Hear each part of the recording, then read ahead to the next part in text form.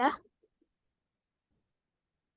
Assalamualaikum warahmatullahi wabarakatuh. Perkenalkan, kami dari kelompok 2. Saya sebagai Raka Rifa dan teman saya, Pika Mutia, kami akan menjelaskan tentang wawasan Pancasila sebagai ideologi bangsa.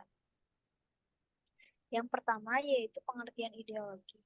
Ideologi berasal dari bahasa Yunani yang diambil dari dua kata, yaitu idea dan logos. Idea berarti ide, gagasan, buah pikir, atau konsep. Sedangkan logos berarti hasil pemikiran. Jadi berdasarkan bahasa, ideologi adalah ilmu yang mencakup ilmu kajian asal mula, juga hakikat, buah pikir, atau gagasan. Ideologi yaitu keseluruhan pandangan cita-cita, nilai, dan keyakinan yang ingin diwujudkan dalam kenyataan hidup yang konkret. Menurut Suryanto Kuswowardojo. Ideologi disebut a system of ideas yang akan mengatur seluruh hasil pemikiran tentang kehidupan, lalu melengkapinya dengan berbagai sarana juga kebijakan serta strategi, di mana tujuan yang ingin dicapai disesuaikan dengan kenyataan nilai-nilai yang ada dalam filsafat yang menjadi sumbernya. Lalu ada fungsi ideologi. Fungsi yang pertama ada fungsi kognitif. Ideologi berarti ideologi dapat dijadikan sebuah landasan bagi suatu bangsa dalam berkehidupan dunia. Lalu ada fungsi orientasi dasar berarti ideologi merupakan hal yang dapat dijadikan sumber wawasan dan makna bagi rakyat, serta dapat menjadi pembimbing bagi rakyatnya dalam mencapai tujuan. Ideologi digunakan sebagai tanda pengenal dari sebuah bangsa. Peran ideologi mencakup berbagai hal dan menjadi pedoman bagi masyarakat dalam mencapai tujuannya. Dan selanjutnya ada Pancasila sebagai ideologi negara. Pancasila sebagai ideologi negara, bangsa dan negara Indonesia dimaksudkan bahwa Pancasila adalah hakikatnya bukan hanya merupakan suatu hal perenungan atau pemikiran seseorang atau kelompok orang sebagaimana ideologi-ideologi lain di dunia. Namun, Pancasila diangkat dari nilai-nilai adat istiadat, nilai-nilai kebudayaan, serta nilai-nilai religius yang terdapat dalam pandangan hidup masyarakat Indonesia sebelum membentuk negara.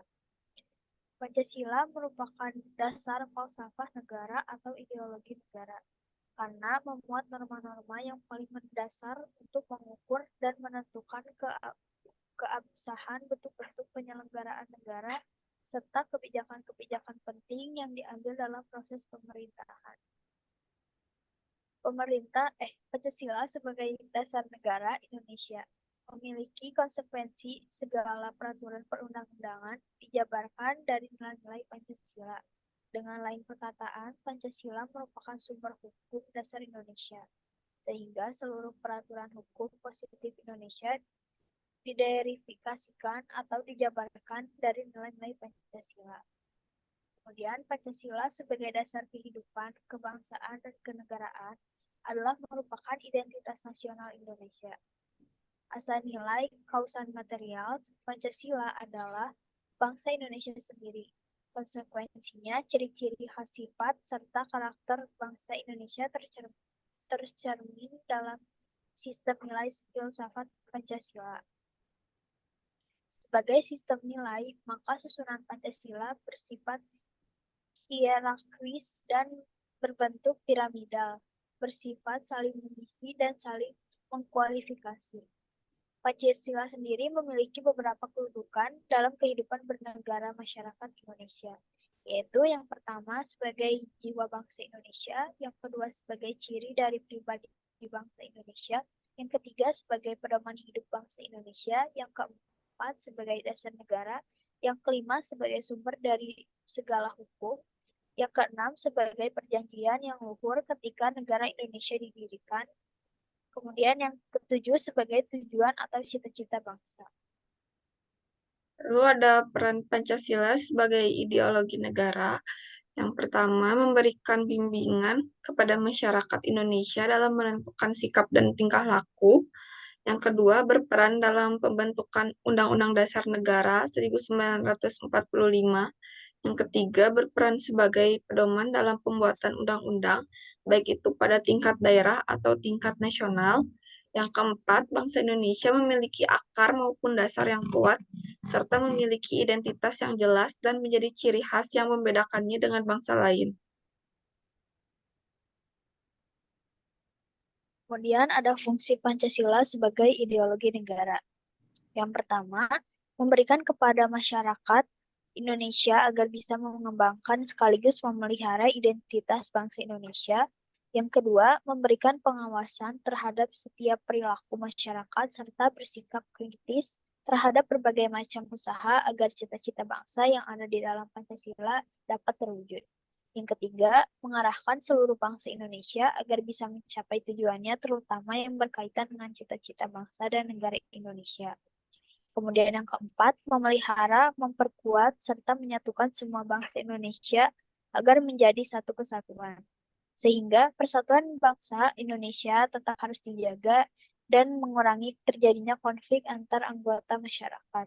Yang kelima, berfungsi untuk dijadikan sebagai pedoman kehidupan berbangsa dan bernegara bagi bangsa Indonesia. Sehingga kehidupan bermasyarakat dapat dijalani dengan harmonis. Makna Pancasila sebagai ideologi negara. Yang kesatu ada nilai-nilai yang terkandung dalam Pancasila dijadikan acuan dalam mencapai cita-cita yang berkaitan dengan aktivitas kehidupan bernegara. Yang kedua, nilai-nilai yang ada dalam Pancasila adalah nilai yang berupa kesepakatan bersama dan menjadi sarana pemersatu bangsa. Kemudian Pancasila sebagai ideologi negara sekaligus menjadi tujuan atau cita-cita terwujudnya kehidupan bernegara tertuang dalam ketetapan MPR tentang visi Indonesia di masa depan, yaitu visi ideal merupakan cita-cita luhur bangsa Indonesia seperti yang tercantum dalam UUD 1945.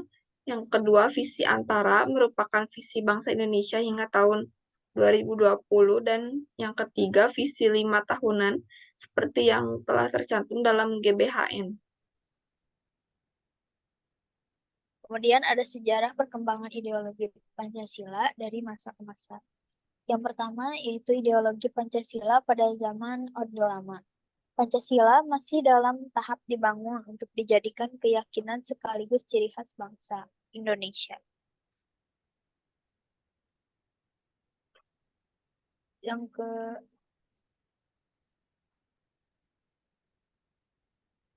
Pancasila masih dalam tahap membangun untuk dijadikan keyakinan sekaligus ciri khas bangsa Indonesia. Presiden Soekarno yang mengusung konsep Pancasila menyatakan meski berasal dari metodologi yang belum jelas, tetap saja dapat membimbing masyarakat Indonesia menuju kesejahteraan.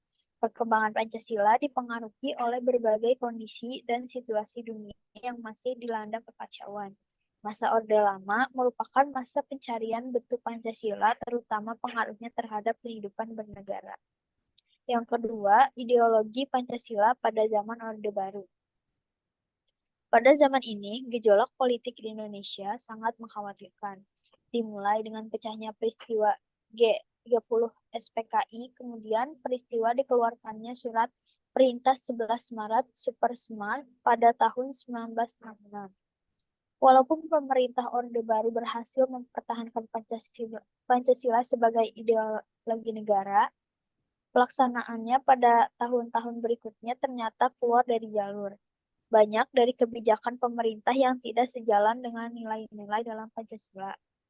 Pada masa Orde Baru, terdapat beberapa tindakan pemerintah yang keluar dari nilai-nilai Pancasila, antara lain seperti berikut. Yang pertama yaitu kekuasaan presiden yang dilanggengkan hingga 32 tahun lamanya. Yang kedua, adanya penafsiran sepihak Pancasila lewat program P4. Yang ketiga, ada penindasan terhadap gagasan atau hasil pemikiran secara sepihak hingga orang-orang takut mengeluarkan pendapatnya. Yang keempat, ada penindasan dalam bentuk fisik seperti yang terjadi di Timor Timur, Aceh, Irian Jaya, dan lainnya.